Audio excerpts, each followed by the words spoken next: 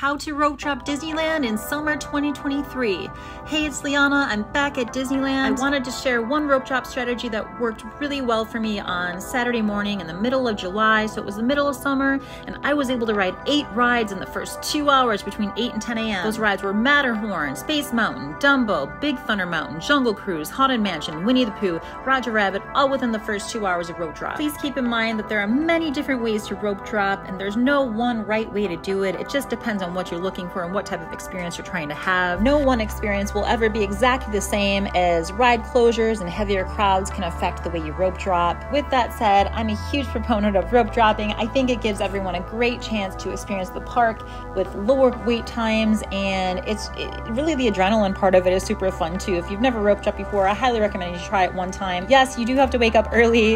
Yes, you do have to be in the park before it opens, but it's really a great fun experience. It's fun for adults, it's fun for kids, it's fun for the family, it's fun going solo, it's fun whatever way you want to do it. I am a self-proclaimed attraction junkie. I am a ride guy. I am there 99% for the rides. So like, I base the value of my day on how many rides I get to go on. Yes, I like the food. Yes, I like to look at the merch. Yes, I'll see some fireworks shows and parades, but really I am there for the rides. So most of what you'll always hear me talking about is rope dropping, because it's just an adrenaline rush, and it's just, it really helps me to have the best day possible. And I think if you're like me, or if you're just curious about rope dropping and want to experience the park in the early hours with like limited wait times and lower crowds, I think you should really give it a try. Quick Disneyland 101 rope drop tips. So Disneyland Park opens at 8 a.m. If you're parking at Mickey and Friends parking structure, it opens at sometime before 7 a.m. I got in at 6:40 a.m. this weekend, so maybe it opens at 6:30 a.m. I'm not sure. If you happen to know what time they exactly open up, please leave that time in the comments. The entire process from parking at Mickey and Friends parking structure, going down the escalators, elevators, or stairs, going through security, getting on the tram, and getting to the front gates of Disneyland can take about 15 to 25 minutes, depending on crowd levels. This is why I like to park by 7 a.m. if possible. Park by 7:15 at the latest. That means you pull into the parking structure no later than 7:15 a.m. Please note, all of these rope drop tips are based on being a regular schmegular guest like me, who is not a Disneyland Resort hotel guest, which would make rope dropping a little bit different because you get in the park 30 minutes early. I'll do another video on that, but I just wanted to note this is strictly for regular ticketed guests. So congratulations, you're inside Disneyland before park opens at 8 a.m. Now what do? You're gonna wanna head down to the hub in front of Sleeping Beauty's castle, because you wanna line up to the land you're gonna enter first for rope drop. If you don't already have a plan of action for which ride or land you will be rope dropping first, make sure you figure that out on your way down Main Street, because when you get to the hub, you're gonna need to choose at that time if you're doing Frontierland, Adventureland, Fantasyland, Tomorrowland, or if you're going to Galaxy's Edge. So this is where you're choosing to line up for rope drop, and you don't want to leave that spot. You don't want to leave to go to the bathroom, get coffee, go see merch. I mean, if you're here for rope drop, just stay in line, because if you leave and come back, it will be very hard to get your spot back. It might not seem like there's a lot of people there when you're standing there at 7:30, but trust me, by 7:40, 7:45, and then even by 7:55, if you look back, you won't even be able to see where the people end. So I recommend to have anything you need ahead of time. So plan ahead. If you wanted to get coffee or merch, just plan ahead so that you will be ready to rope drop and you won't lose your place in line. So with that said, I'm going to tell you what my plan of action was for the day. I gave this a lot of thought the week before I went. I wanted to make sure I was allocating the proper time to each ride. I was tracking Genie Plus times. I was tracking standby times the week before. I was just checking in here and there daily just to see what wait times were like, what were Genie Plus Lightning Lane return times like, so I could kind of gauge my plan of action for my plan of attack. I normally like to start rope dropping at Fantasyland, because all the Fantasyland rides you can get done very quickly, with the exception of Peter Pan. And little known fact, Matterhorn and It's a Small World are also part of Fantasyland. So those two do offer Genie Plus. Those are the only 2 rides in Fantasyland that offer Genie Plus. So the other rides, the dark rides, don't offer Genie Plus. So it's a great place to start rope dropping, since you can't get them on Genie Plus if you were planning to do Genie Plus. So my main goal today was to ride as many rides as possible between 8 and 10 a.m. I thought I could do 7 rides, including Indiana Jones, Pirates, Haunted, Jungle Cruise, Big Thunder, Matterhorn, and Space Mountain. So my thought process was to get a Genie Plus for Indiana Jones with a return time of 9 to 10 a.m. And the reason why I wanted a Genie Plus for Indiana Jones and not just to rope drop at first is because the queue takes a few minutes to get through the queue and to get boarded onto the vehicle. It's also a very popular rope drop attraction, and it also breaks down quite a bit. So I didn't want to start with my rope drop experience there because I didn't want to waste time waiting in the queue. And in case it broke down, I didn't want to have to fluctuate my plans based on that. So my thought process was to hit all the other big rides and then end at around 9:30, 9:45 with Indiana Jones. So I could have done about 7 rides in that 2-hour time frame between 8 and 10 a.m. To my not so much surprise, I booked it at 7:30 a.m. I booked a Genie Plus for Indiana Jones at 7:30 a.m. and within minutes I got a notification that Indiana Jones was not running, so I got a multi-experience pass that I could use basically at any other ride throughout the day at any time. You do not need to book for the multi-experience pass. You can't use the multi-experience pass on like Rise of the Resistance, Mickey Minnie's Runaway Railway, or Vader Spins Racer because those are all individual Lightning purchases. However, you can use it on most everything else with the exception of like Peter Pan, and I think pretty much everything else you could use it on. So with Indiana Jones not available, I had to re-strategize quickly, and I ended up booking an 8:05 to 9:05 a.m. return time for Space Mountain. So rope drop commences. I'm on my way to Matterhorn to rope drop Matterhorn in the standby line. I've been there before when I've rope dropped it, and it took about 10 to 15 minutes to get through the line, which I was kind of bummed about. So I was hoping that today would be a walk-on or like a 5-minute wait or less.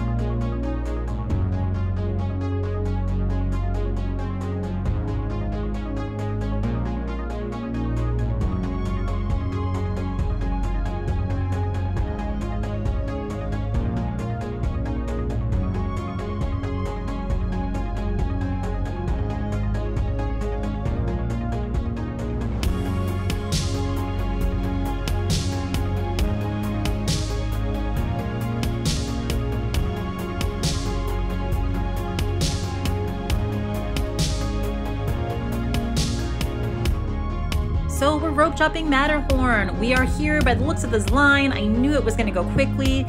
They tend to only run one coaster track in the morning, and then some maybe 15, 20, 30 minutes into the morning, they add the second card. I don't know.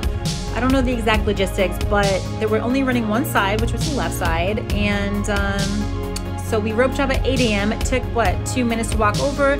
I waited in line about 5 minutes, and then I was on the ride. So I was able to experience my first ride at 8:07 a.m. I recommend, very fun ride. A lot of people don't like it because it is kind of brutal. It's kind of aggressive and intense, but highly recommend if you don't have any knee or back issues. First ride done, headed to Space Mountain for 8:05 to 9:05 a.m. Genie Plus return window. So let me just go over kind of like the strategy of what I'm doing. So we rope drop Matterhorn, got that done. Next is Space Mountain, and the reason I chose Space Mountain as my second destination is kind of a two-parter. Well, one, it was closer to Matterhorn, so it was an easier walk from Matterhorn to Space Mountain, which was my second ride. I did Genie Plus, which some people will be like, why would you use Genie Plus at 8:10 a.m. on Space Mountain? It's not needed. Well, there was still a line when I got there. It was probably about 10, it said 5 minutes, but it took me 5 minutes to get through with Genie Plus. So I can only imagine there was a little bit of a line that was backed up. It must have taken standby 10 to 15 minutes to get on, because Space Mountain, along with some other attractions in Tomorrowland and Fantasyland, are available starting at 7:30 a.m. to the early entry hotel guests that come in. So theoretically, hotel guests can already be in line before the rope even drops. So that's one of the perks of being a Disneyland Resort hotel guest. So as soon as we swipe in to our Genie Plus, we're gonna book our next Genie Plus, which is going to be Big Thunder Mountain Railroad. The reason why we chose Big Thunder Mountain Railroad, you might say, well, it only has a 10 or 15 minute wait. Well, that may be true. However, what I'm seeing is it's usually about 20 minutes anytime after 8:30 a.m. And 20 minutes is always fine. I'll wait in a 20-minute Big Thunder Mountain ride all throughout the day. However, this is rope drop, so we're trying to allocate our time as most efficiently as possible, and we're trying to rip through as many rides so we can ride 8 rides by 10 a.m.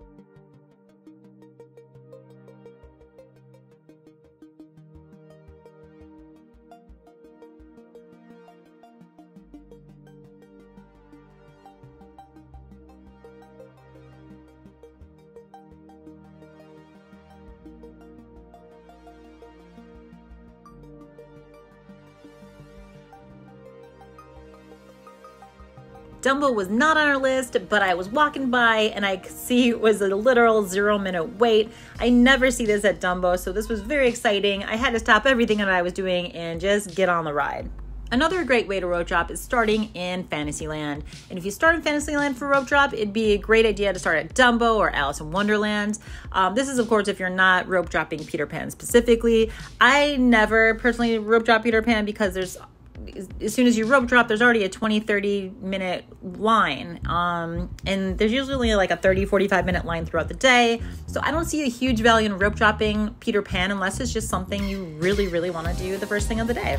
And of course, if you were a Disneyland Resort hotel guest and you came to the park at 7:30 for early entry, yes, that'd be a great ride to start with because you're dealing with much, much less crowds, much less competition, and I think you can get on it within 15 minutes. I just love walking through Fantasyland at this time of the day. This is right before 9 a.m. It's just still very empty, still easy to walk through. Not a lot of people there yet. If you go back there in an hour after 10 a.m., it's going to be completely packed. It's a completely different experience between 8 and 10 a.m. than it is after 10 a.m. So we're about to swipe into Big Thunder Mountain Railroad for our Genie Plus return time. And the first thing we're going to do is book our next Genie Plus. Indiana Jones was still closed down at this time, so I didn't really know what else to book. Haunted Mansion wasn't offering Genie Plus return times. It was a 13-minute wait in the app, which means it was probably a 5-minute wait. And so I just went ahead and selected Roger Rabbit's Cartoon Spin because I didn't know what else to pick. And I was keeping a close eye on Indiana Jones to see if it popped back up as available, because then I would have booked it for my next Genie Plus. However, it didn't at this time, so I was just rolling with the flow. And if I wanted to modify my Roger Rabbit Genie Plus time for a later time or for a different ride, I could totally modify that in the app. The great thing about modifying your Genie Plus selection in the app, in contrast to canceling it, is if you modify it, you don't lose that 2-hour window of when you can book your next Genie Plus again. If you cancel it, you lose that 2-hour window. So we hopped up Big Thunder. Now we're picking up our breakfast chimichanga. It's located at Ship's Short Marketplace, which is right across the way from Big Thunder Mountain Railroad. They have amazing breakfast chimichangas there that are available until 11 a.m. each day or until they sell out. Always get the green sauce, salsa verde with it. You can also just get the red picante sauce. The green sauce costs an extra $1, but it's worth it, and it's very popular.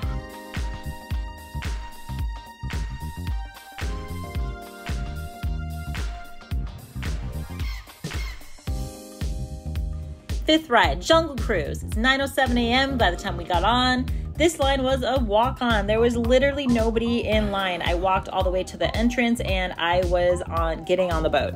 Jungle Cruise is a great ride to rope drop if it's one of the rides you really want to start with. However, the reason why I like to do Jungle Cruise, Pirates, Haunted Mansion on the second part of the morning, like between 9 and 10 a.m., is simply because the lines aren't that long between 9 and 10 a.m.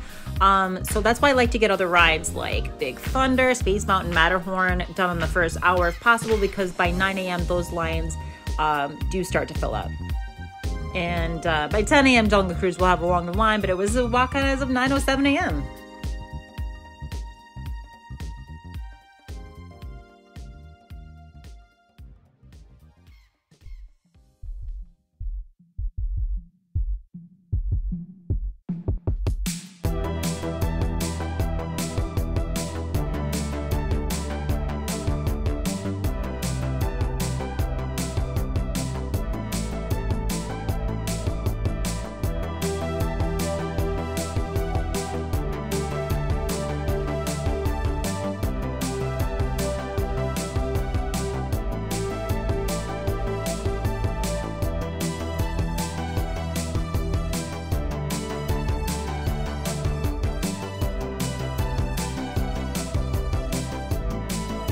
And we're off. We're gonna go see if Pirates is open yet. It still says closed on the app. I'm wondering if I walk by and maybe there's like some magical thing that happens that it opens up when I walk by it. We'll see.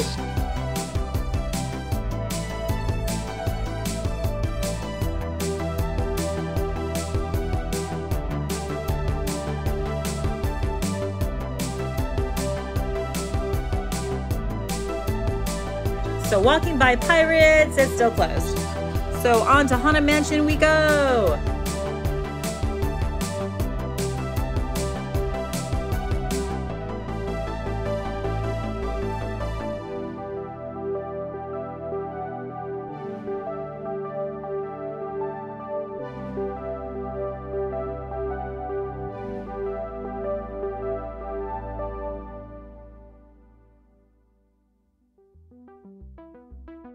So when I walked into the park, they were handing out Twix with these Haunted Mansion movie postcards for the world premiere. I didn't realize there was actually the red carpet here at Disneyland. The red carpet was right outside of Haunted Mansion. It was really beautiful. It was really cool. I got a selfie, and then I walked right on a Haunted Mansion with 0-minute wait. It was awesome.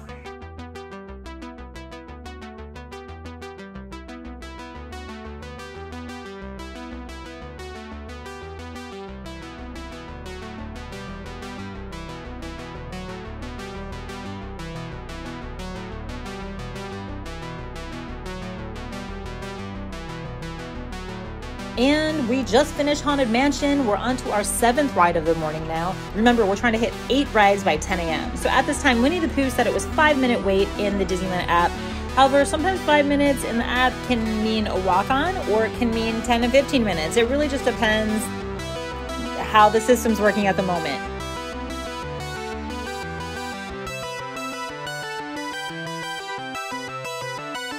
So we made it to Winnie the Pooh. It's going to be our 7th ride.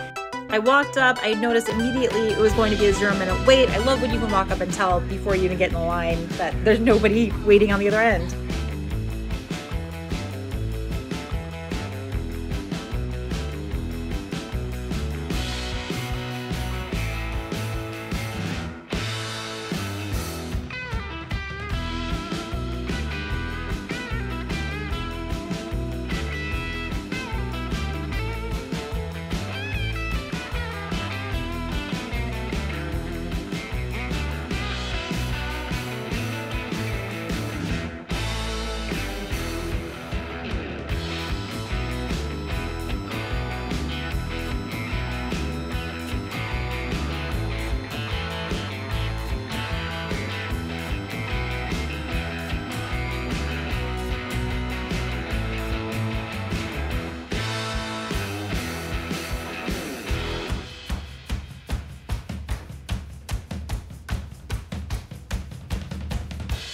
Done with Winnie the Pooh. It's now getting close to 10 a.m. We have about 10 minutes to make it to Roger Rabbit's cartoon spin in order to hit our challenge goal of 8 rides in 2 hours. So we're power walking over to Toontown. Pirates is still closed, Indiana Jones is still closed. So I think even with these little shifts in our plans, the morning ended up being really awesome and successful.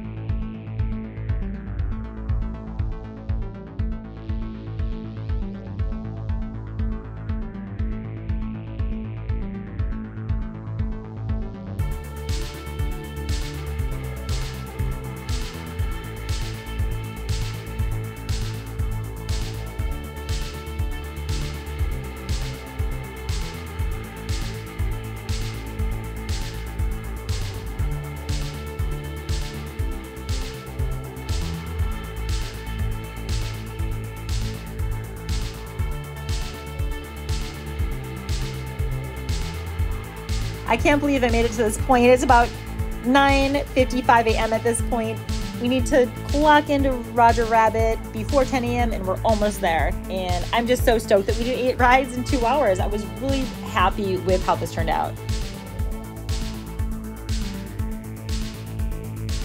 So we made it to Roger Rabbit. It's our 8th ride of the day. We got on the ride at 9:57 a.m. We waited just about 2 minutes in the Genie Plus line and then we were on.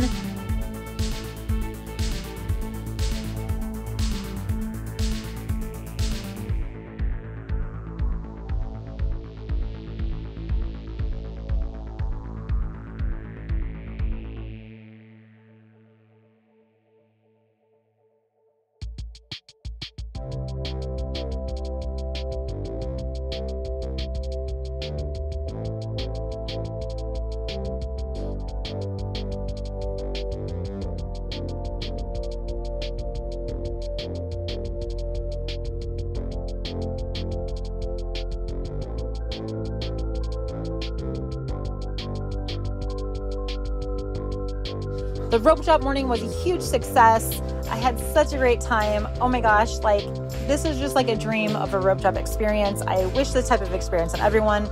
Every ride was like a seamless transition. Yes, I did have Genie Plus, so that definitely helped out because we used it on 3 of our attractions. However, with the success of my morning, it didn't help me from being curious. How would my morning have went if Indiana Jones is open and if Pirates is open?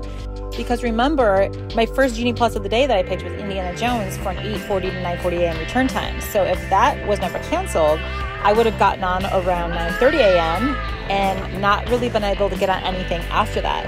So I really would have had to do every ride in 90 minutes before I went to Indiana, and definitely wouldn't have been able to do Winnie the Pooh or Roger Rabbit in that timeline if we did Indiana and Pirates. But I don't know, I'm just curious. Would I have been able to do Matterhorn, Space Mountain, Big Thunder, Dumbo, Indiana Jones, and Pirates for 7 rides in that 2 hours? Maybe if I took out Dumbo, maybe it would have been 6 rides in 2 hours, but like 6 of the heavy hitter rides. I think it would have been possible. It would have been tight, but I totally think we could have done it. Could I have done it without Genie Plus, period? No, I don't think so, but I'm down for that challenge. Maybe I'll try those 6 rides. Indiana, Space Mountain, Matterhorn, Big Thunder, Pirates, and Haunted with no Genie Plus between 8 and 10 a.m. I don't know. That sounds that sounds like a challenge I'm ready to take on. So I sat down here, had my chimichanga. This is the little area in between Matterhorn and Small World. It's beautiful. If you ever see an open table here, take it. It's so relaxing and chill, and you'll definitely see some Disney ducks. So after I finished my 8 rides by 10 a.m. and had my chimichanga, I relaxed for a little bit, checked out some merch, and I ended up stacking my afternoons. So I had my multi-experience pass that I could still use. I haven't used it yet. I have Indiana Jones, and I have Mission Breakout and a credit coaster, all within like a 30-minute return window, which might sound crazy, but I'm competitive, and I'm down for the challenge. Thank you again for watching, and I hope to see you guys next time.